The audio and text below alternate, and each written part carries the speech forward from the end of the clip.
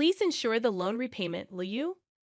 While I was at work, an unexpected email popped up. Upon hastily reaching out to him, Greg calmly began to explain.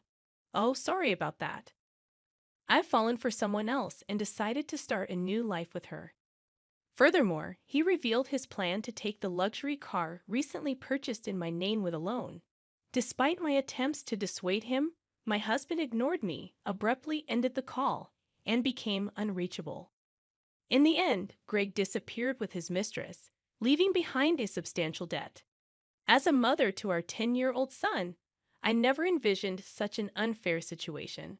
I found myself at a loss, unsure of what to do, my mind going blank. At 35 years old, my name is Hannah, and my husband Greg is the same age. We were a family of 3, including our intelligent 10-year-old son Ryan. Ryan had displayed remarkable intelligence from a young age, reading papers on the computer and seeking my opinion on complex topics. In contrast, Greg was unstable, never holding down a steady job. Despite my full-time job and concerns about our future, Greg had recently maintained a stable income for 3 years. Lately, Greg spoke of making memories as a family, leading us to decide on buying a $35,000 camper van. However, due to Greg's inability to pass the finance company's loan review, I ended up taking the loan for the car. On the eagerly awaited delivery day of the camper van, I received an abrupt email from Greg stating he would graciously take the delivered van since the loan was in my name and I would handle the repayments. Confused, I called my husband immediately, only to hear him confess, "Well, I've fallen in love with another woman and decided to date her. I intended it to be just a fling, but it turned serious, so I'm thinking of starting over my life with her." Bye. He mentioned the divorce papers we had discussed during a previous fight, declared he would file them, and unilaterally ended the call. This exchange marked the first time I realized I had been betrayed by Greg, a shocking blow.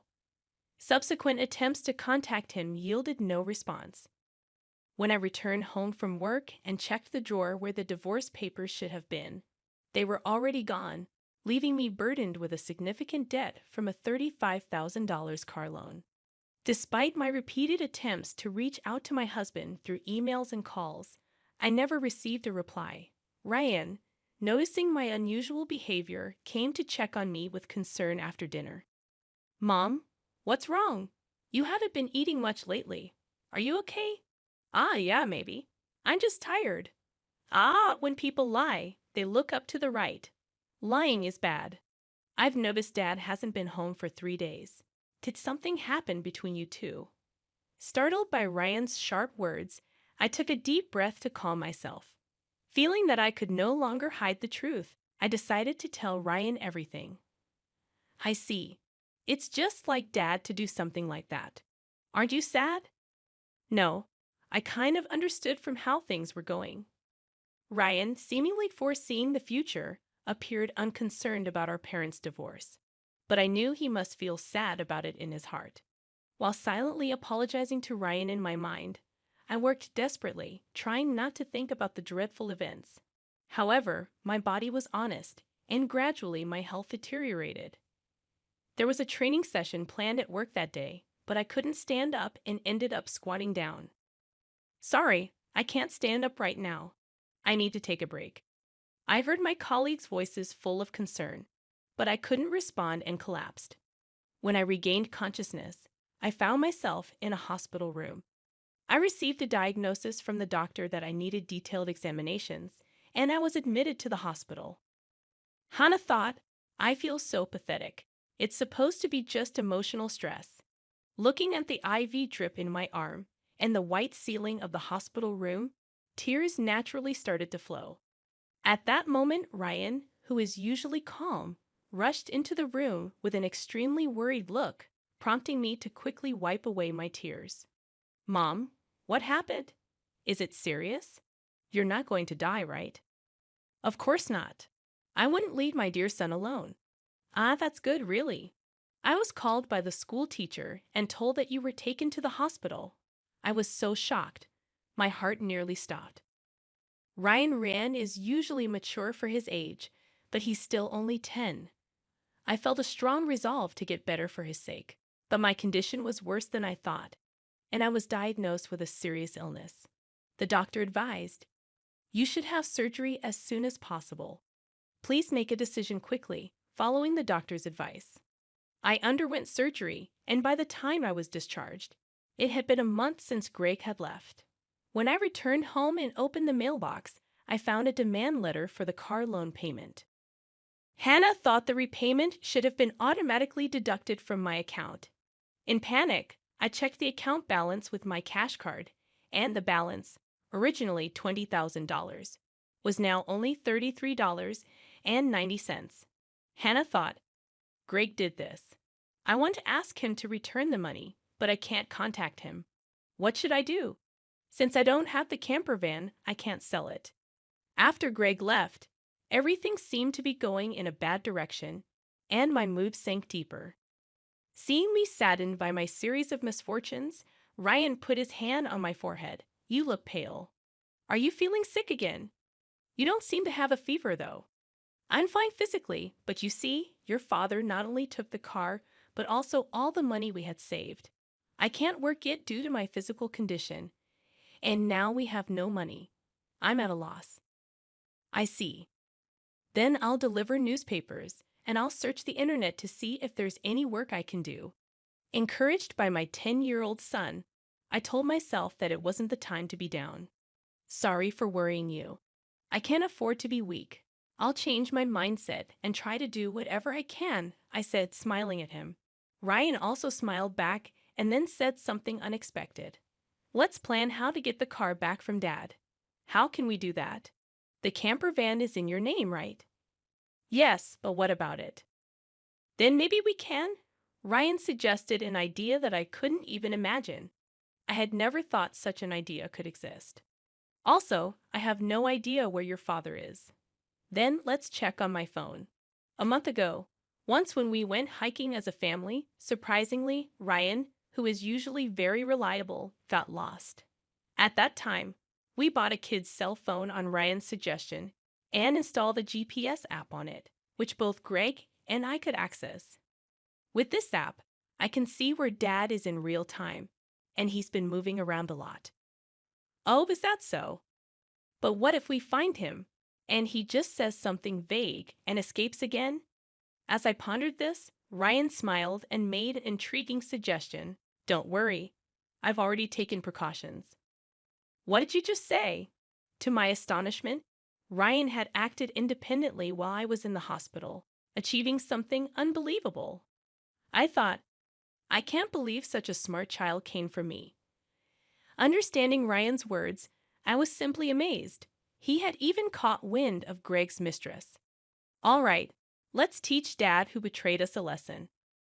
"Okay, let's start the plan right away." Together, my son and I prepared for that moment. Hannah thought, "With Ryan by my side, I'm invincible. Bring it on, anywhere, anytime." 3 days later, my phone rang. "Ah, it's me. Please, I need your help." "Oh, who might this be? Don't play dumb." "It's your husband. Obviously, I'm being questioned by the police about you. At this rate, they might ask me to come to the police station voluntarily. Help me out." "Oh, is that so? Just wait a moment then."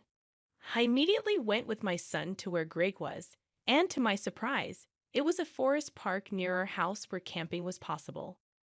Greg was being questioned by the police in front of his car, looking bewildered. Feeling pathetic, I sighed and told the police we needed to have a talk as a couple and asked them to leave for a while. At that time, Greg seemed uncomfortable being watched by the people around us and urged Ryan and me to get into the car. Inside the car, Greg's mistress was sitting cross-legged, glaring at us, but that was no longer important. "Sorry about that. Thanks for coming. But why did the police suddenly show up at my place? I don't get it." "That's because I filed a report about the missing camper van." "What? Why would you do that?" "It's obvious, isn't it? My car was stolen." Greg, foolishly thinking that actions between spouses can't be criminal, was saying nonsensical things. But the world isn't that naive, you know. You filed for divorce, remember? Forgot? So we are strangers now. And you're driving a stranger's car without permission. That's a crime. Ryan figured all this out. Typical, sharp as ever, that kid. But I didn't steal the car. I just borrowed it for a bit. Oh, is that so? Well, I'd like to use my car now. So could you return it? That would be really helpful. As I reached out my hand, asking Greg to return the keys, he reluctantly handed them over after confirming it was returned. Ryan quietly started talking. Hey, why did you abandon your family and choose to play around with this woman? Caught off guard by his son's unexpected question, Greg was flustered and awkwardly scratched his head. Seeing this, Greg's mistress chuckled smugly and started talking. It's because I'm more attractive than your mother. Look at me, you can see it, right? He fell head over heels for me and decided to leave his family. Quiet. I didn't ask you, old lady. Dad, you answer. Mandy was silenced by Ryan's stern tone, but Greg remained quiet. If you can't explain, that's fine. I'll just have the police come back and arrest you. Wait, hold on. Okay, I'll talk. Mandy, it turns out, joined Greg's company 3 months ago. They were attracted to each other and became involved at the welcome party for new employees. Later, it was discovered that Mandy was pregnant, and Greg decided to start a new life with her, leaving us behind. Why did you take the camper van?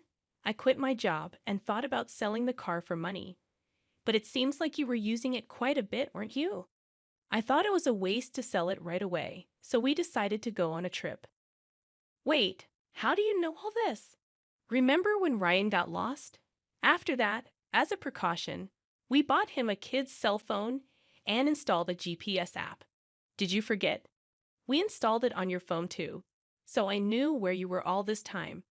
By the way, I later found out from Ryan that he had pretended to get lost during our family hike because he wanted a cell phone. I was amazed at Ryan's ability to think and act so strategically. I suspected something was off with Dad, so I came up with this plan to monitor his actions. You really are a terrifying child. I will never become an adult like you, Dad, who betrays important people without a second thought. Greg, faced with the hard truth Ryan told, was a pitiful adult unable to offer any rebuttal. In contrast, seeing Ryan, only 10 but able to think and speak his mind firmly, gave me a sense of strength as a mother. I felt I couldn't lose, especially in settling things properly. Also, return the $20,000 you withdrew from my account right now. That was our joint property as a couple. I don't have to return it. No, it's not that. The money was what I saved little by little since I was single after all. You always quit your jobs midway, so we hardly ever saved money together, did we? I was appalled to hear that the $20,000 had been squandered by Greg and his mistress. It was the moment I felt relieved about divorcing him. So that's how it is. But if you stole and used the car and my money, that's going to be a serious crime. What? I just sent the police away, so it's not their business anymore, right? I only said we would talk. I have no intention of withdrawing the complaint. I must add the theft of my money to the report. Mom, should I call the police now? I can do it with just one button on my phone. Mandy, Greg's mistress, had been watching our conversation but quickly tried to get out of the camper van. At that moment, she let out a scream that echoed around. The reason was that outside the car door, Mandy's parents were standing there, faces red with anger, about to explode in fury. Startled, she stepped back as her parents yelled at her. Ah, I'm sorry. Don't be so angry. But why are you here, Mom and Dad? I called your parents beforehand. What? Why? The truth was, during my hospital stay, Ryan had visited Greg's office and tearfully told him, my dad left the house with a woman we don't know, and my mom collapsed. Seeing Ryan's sorrowful and frail state, the people at Greg's office suspected Mandy, who had left the company with Greg, and gave Ryan her parents' address. Greg and Mandy had been overly friendly at the office, and there were photos showing them together at the welcome party for new employees, looking like a couple. After learning from the office people that you commuted from your parents' house, Mandy's parents were standing there, faces red with anger. I went there with your photo, and your parents came out when I visited. Then I told them everything that had happened. So today, I contacted Mandy's parents and asked them to wait nearby for a while. How could you do this to me? The worst. I don't want to hear that from you. That's my line. By the way, your stomach seems quite big. When is the baby due? In 3 months. What? Wait a minute. That doesn't add up with when you met my husband. You two met only 3 months ago, right? What's going on? It's not time for the baby to be born yet. Greg, hearing this for the first time, stared at Mandy, eyes wide. Wait, what does that mean? Are you stupid? Don't you get it? It takes about 9 months from conception to birth, which means the child she's carrying isn't yours. You're so foolish. What do you mean, Mandy? Have you been deceiving me? Ah, I almost got away with it. Can't help it now that I'm caught. You're so naive. You can't see through lies at all. Really, a fool. Don't mock me. My whole life is ruined because of you. What were you thinking? Greg and Mandy started an ugly argument, but nobody intervened, letting them have it out. Meanwhile, we contacted the police again to explain the situation. As it began to get dark, the forest park was brightly lit by the red lights of the police cars. No, really, I was wrong. I was truly wrong. I'm sorry. I'll work hard and never cheat again, so please just don't arrest me, Dad. People don't change that easily, especially lazy people like you. Exactly, Ryan's right. I can't trust you at all. Reflect on your actions and pay for your crimes at the police station. If I get arrested, I won't be able to pay back the money. Is that okay with you? I don't mind. Pay me back after you've atoned for your sins. Take your time. Don't worry. I've already found you a place to work. Let's see, there's Ryan's child support plus the $220,000 you stole from me. I'm not sure how much it will all add up to, but you'll work and pay it all back. I had one last thing to say to Mandy the mistress. You might think you're just an onlooker, but don't forget you're an accomplice to Greg's theft. Be prepared for that. When I told them that Mandy would have to pay if Greg couldn't return the stolen money, she shivered in fear. Mandy asked her parents for help, but they refused, saying, "We disown a daughter who causes trouble for others." Thus, Greg and Mandy were taken away in a police car together. Thanks to Ryan's smart strategy, we were able to punish Greg and his mistress, Mandy. Though they were released from detention soon after, they faced a hefty payment to me. Through a lawyer, I claimed $20,000 in damages. Additionally, I made Greg agree to pay $500 a month in child support for Ryan. I introduced Greg to a subcontracting factory of the company I work for.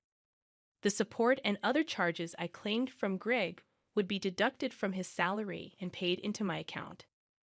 I also sold the camper van and was freed from the auto loan. Since then, my health has improved remarkably, and I am now energetically committed to my job. Ryan has been actively helping with household chores and errands. I want to keep moving forward strongly so that Ryan can pursue the path he loves without giving up.